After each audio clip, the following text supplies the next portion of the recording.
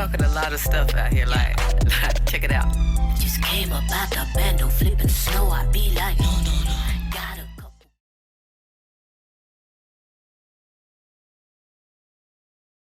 All right, we on another episode of Confinement. Today we in Jacksonville, Florida with Tilea. Tilea, what's going on? Hey there, how you doing? All right. So Tilea, you know what I'm saying? Can you give a little background about yourself and how you grew up? Well, I'm from Miami, Florida. I grew up in and out of foster homes. My mom, she was on drugs real bad. My dad, he was a child molester. But other than that, I really raised myself, especially after my brother got killed, so. Okay, so you said that your mom was on drugs real bad. Did you partake in drugs when you was young? I mean, I used to take my brother weed, smoke his weed, but hard drugs, I didn't start doing that until I was like 16. Okay. I started doing coke when I was 16. Okay. So did you have a boyfriend or homegirls that got you into it? No, I had a pimp. Oh, you had a pimp? Yeah, I had a pimp when I was 14. 14? From 14, I had 5 of them. From 14 to, I could say, 16. Then I ran away, got back with my mom, and she tried to get me to sleep with her boyfriend, and that didn't work. So I left, and I've been on the streets ever since. Okay, so at age 14, how did you come in contact to get a pimp? Off the chat line. Out the chat line? Yeah, because that's how we used to meet boys on the phone. You know how we used to meet dudes. We used to call the chat line. Okay. And I met him through a chat line, and I didn't know he was a pimp until he took me to the house. And when I went in the house, it was like bunk beds. And it was girls everywhere, half naked, you know. And then we went upstairs, and he told me he'll take care of me because I didn't have nowhere to go. Okay. So I needed somewhere to go, so I went ahead and did it. Okay. So was he older than you? Oh, yeah. His name was Star. How old was he? He was probably like 50-something. But Okay. he didn't look it. He didn't look it. He looked it like he was in his early 30s. Okay, He then. looked real good to be his age. So I needed somewhere to go, and I could make money, and he was going to take care of me, so. Okay. So when you got to the house, did he tell you, like, shit, you had to fuck niggas, you know what I'm saying, to get paid? No. Or how he did it? He ain't do it like that. He was kind of smooth with it. Okay. You know, he just let me know, hey, if you need to make money, when you make your money, just give it to me, and whatever you need, weed, clothes, personal hygiene, he provided everything. He took, I say that he did take care of his ladies. Well, we took care of ourselves, but he managed our money. Okay. Do you think he did good with y'all money? Yeah, because he made sure we ate. He made sure we had everything we needed. We didn't have to really want for nothing. Okay. Only thing we couldn't do was just leave the house like we was free to. Okay. It was whenever he leave, that's when we leave. And we used to go out of town, go in little holes, little strip clubs. Okay. Little hole-in-the-wall strip clubs, and we did dating, strip, whatever, just to make our money. Okay, so we're gonna go back to, you said your mom tried to make you sleep with her boyfriend. Why? For drugs? No, me personally, I don't think it was for drugs. I think what she said, she told him to see if I was gonna be a nasty bitch. What? To sleep with him. Yeah, my mom was fucked up real bad. Okay. You know? And when she came home, I wasn't that nasty bitch because I didn't do it, you know? Yeah, but did she put him out after he said that? No, it was a plan. That's how my mom mind frame was, because she was real fucked up out there. So it didn't make no sense to me, because I called her to come get me from one of the pimps I ran away from. And in order for me to go with them, I had to ask him, and I had to have money. You know what I'm saying? So they came and got me. I had money. They came and got me. I gave him half of my money. And she went to work the next day, and he tried me. And when she came home, I told her, and she told me, yeah, I know he was trying to sleep with you, because I told him to. What? To see if you was going to be a nasty bitch and do it. And I asked her, was I nasty because I didn't do it? Yeah. And she told me if I didn't have any more money to get out of her house. So I left. So what effect did that have on you growing up? that nobody ain't love me. If I wasn't good enough for my mom, I was good enough for my dad to touch on, but if I wasn't good enough for them, I knew I wasn't good enough for nobody. So did your mama know that your dad was a child molester? No, I didn't tell her. My brother that passed away, he knew. That's why he ended up getting kicked out and living the lifestyle he lived. When it came to a dude, my mama was blind. She didn't care about her kids. It was just about that dude. So I see a lot of females, you know what I'm saying, put dudes before they kid. Do you have like a kind of understanding of why they would do that? It should be no reason why you would choose to do something you push out your pussy. Yeah, because they still going to be your kids at the end of the day. That child is a part of you. Why would you want to do that? Because at the end of the day, you're supposed to love your child, protect your child. Yes. And they didn't do none of that for me when I was growing up. Okay. I can say when I got in middle school, it was just downhill. It was just, my mama felt like she raised us. And see, my mom, her skin color is Caucasian. She's white.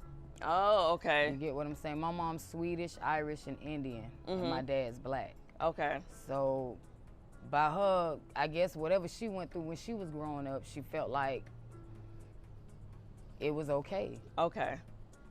So, did you tell your people about your dad touching on you? What age were you? I told my stepdad. My stepdad, he's a real. When I was growing up, I didn't know my stepdad sold drugs.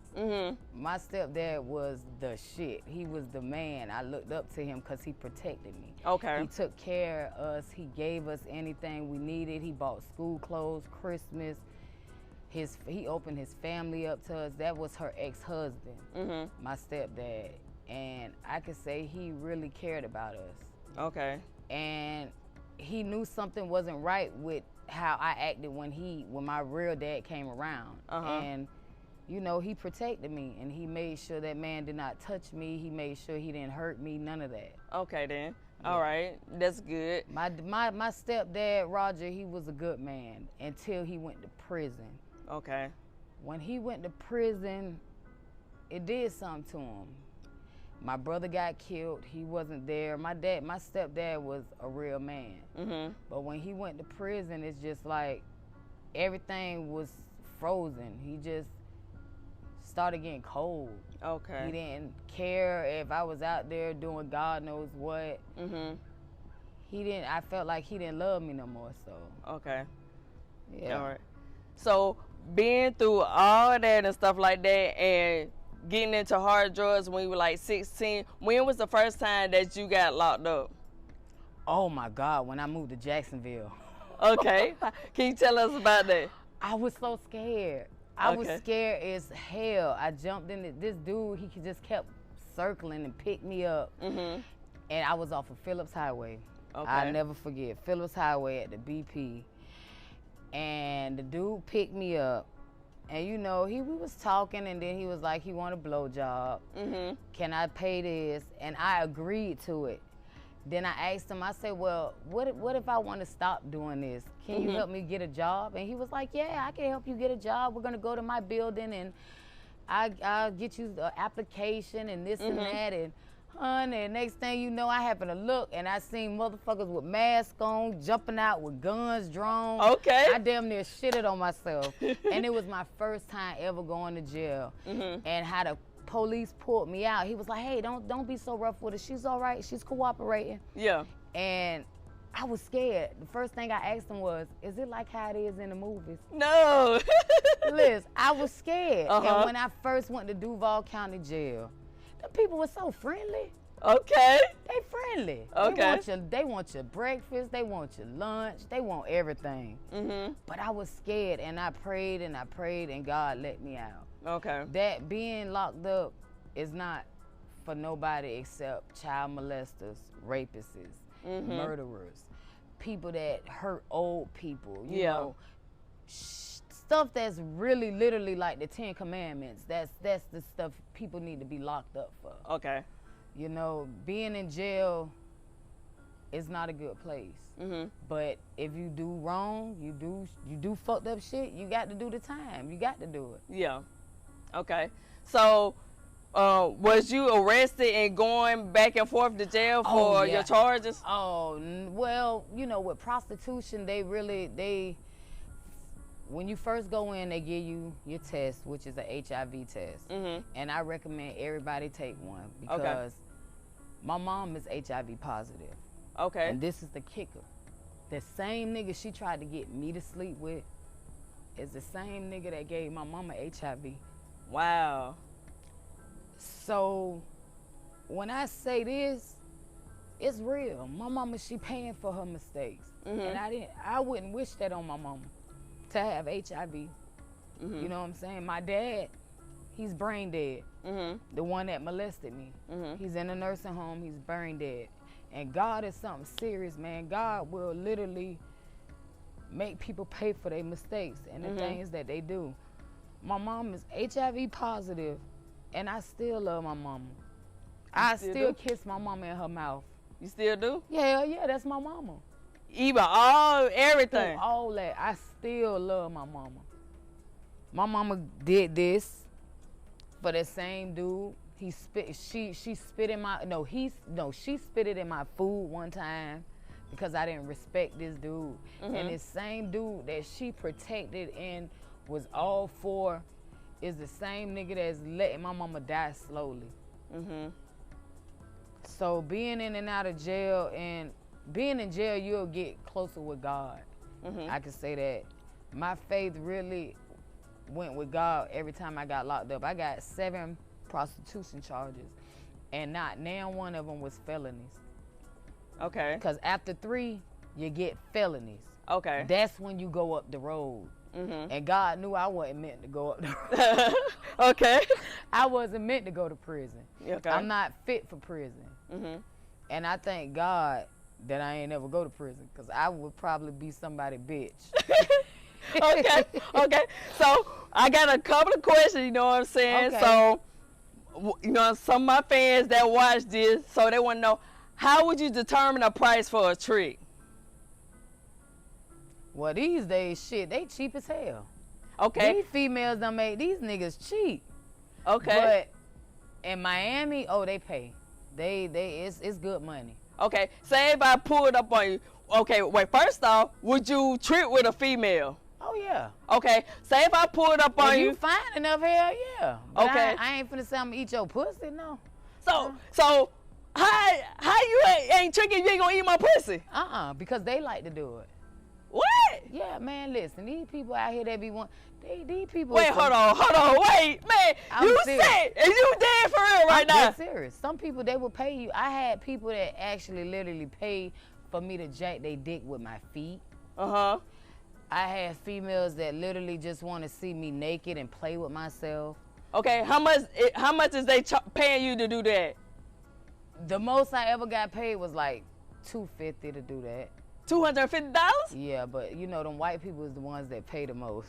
Okay then, okay. They like stuff like that. Okay, so would you say your white customers pay you more money than the black? Yeah, and they more respectful.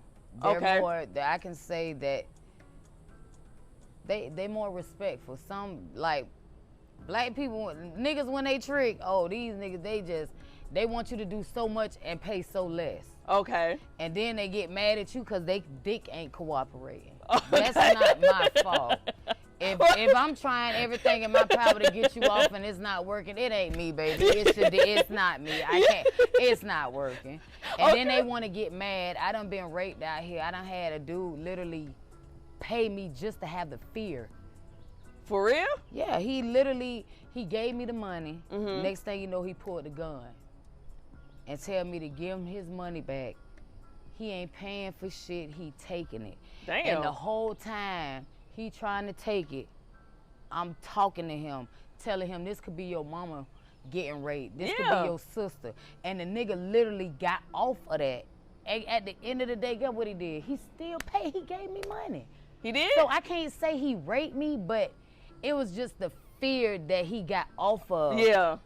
Like, these people, you can meet good people, you can meet strange people out here, you can meet some fucked up people out here. Okay. And me personally, I would never, I feel like this, a hoe does shit for free.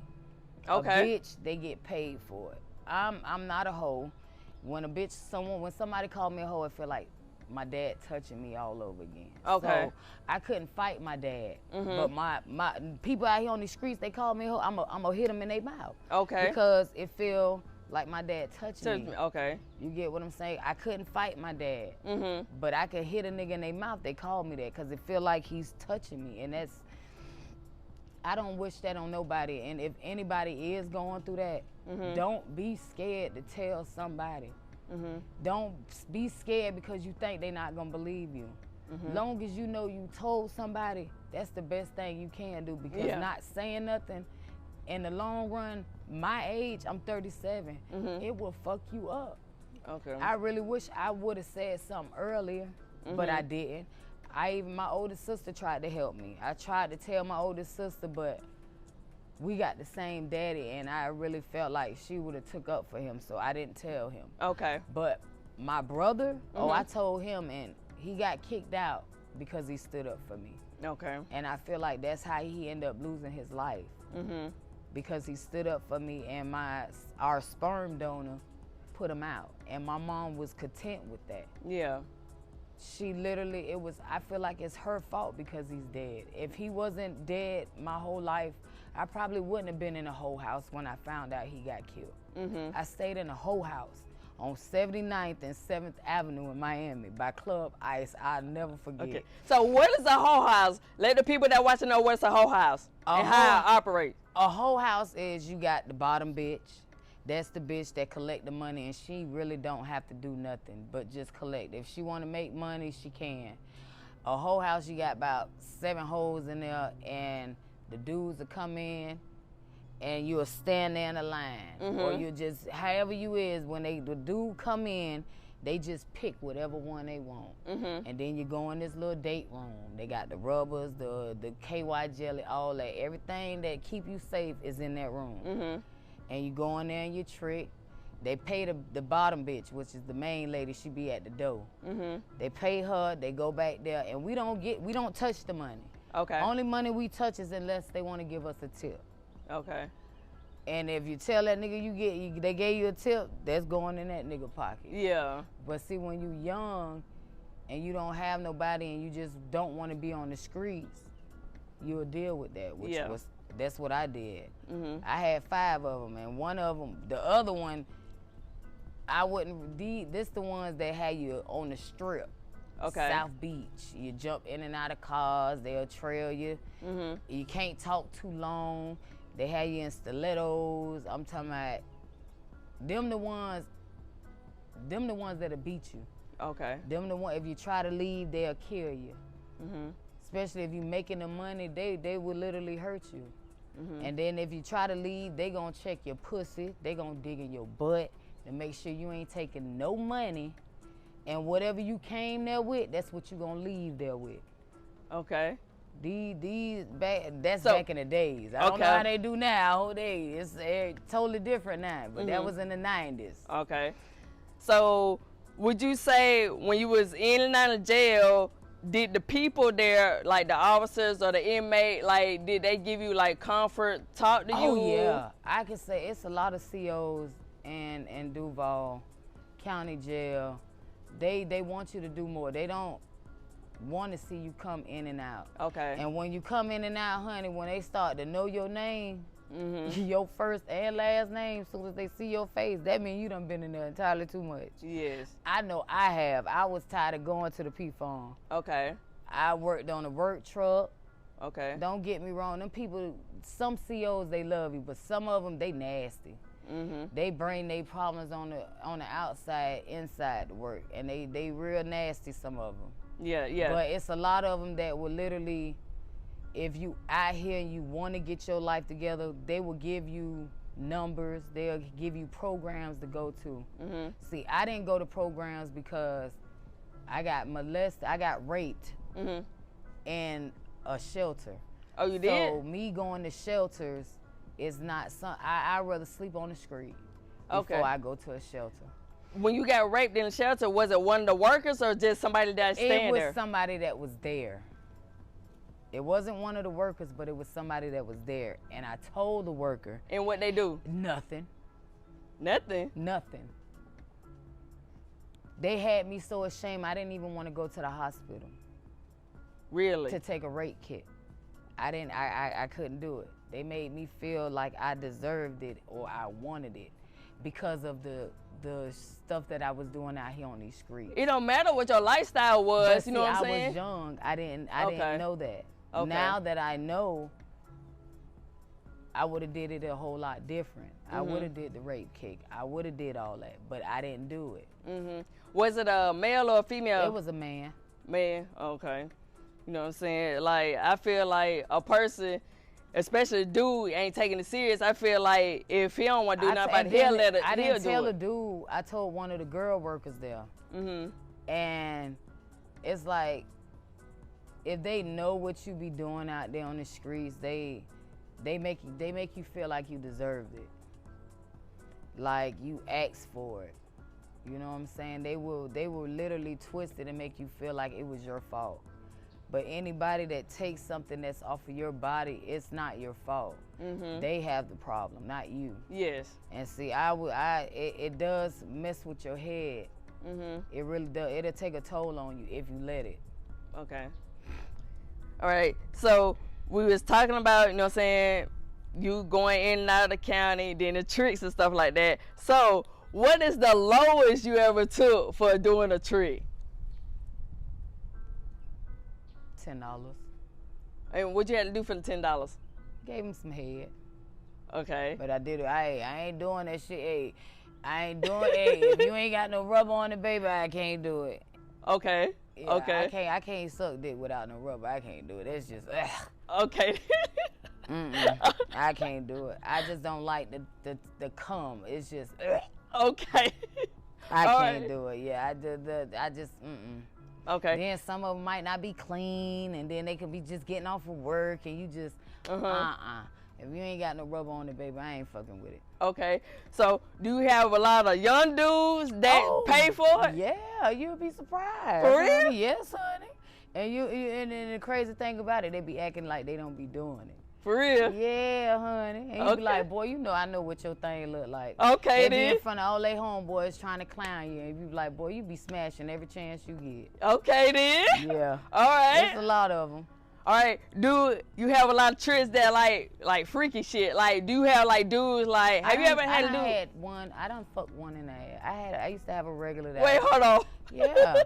Wait, hold on. They want you to strap on. They want you to be like a dude. What? I had one dude that wanted me to ace bandage my chest down to make it look like it's flat. Flat, Put a wife beater on, put the strap on, then put the boxers on. And sound like a nigga when you're doing it. What? And how much he was paying you to do that? That cracker there, he paid me $400, and that was in Miami. What? Yeah. When I was in Miami, I made a lot of money doing it. Okay. I swear, but when you come to Duval, baby, ain't nothing. And they cheat. Cheat. They so cheat. They so cheat. Yes, they is. But you gotta find the right ones, though. Okay then. Have you ever tripped with any like high-end officials or people, lawyers, doctors? Yeah, I have. And Okay. them the nice ones. Them the ones that got respect. You know, even the married ones. Okay. I feel like the married ones are better than the single ones because they not gonna degrade you. They're gonna give you what they feel you're worth. And the damn show ain't no $10 or no $20 or no 30, 40. They gonna pay. Okay. Do you have a lot of married ones? Oh yeah. Oh, you do? Yeah.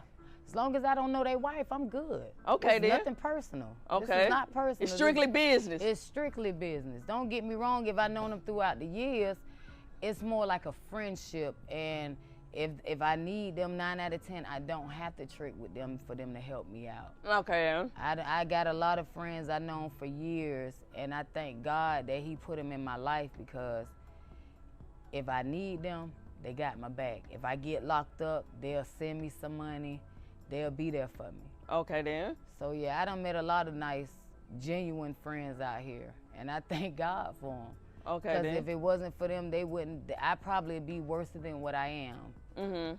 Meaning out here looking like 4 days ago.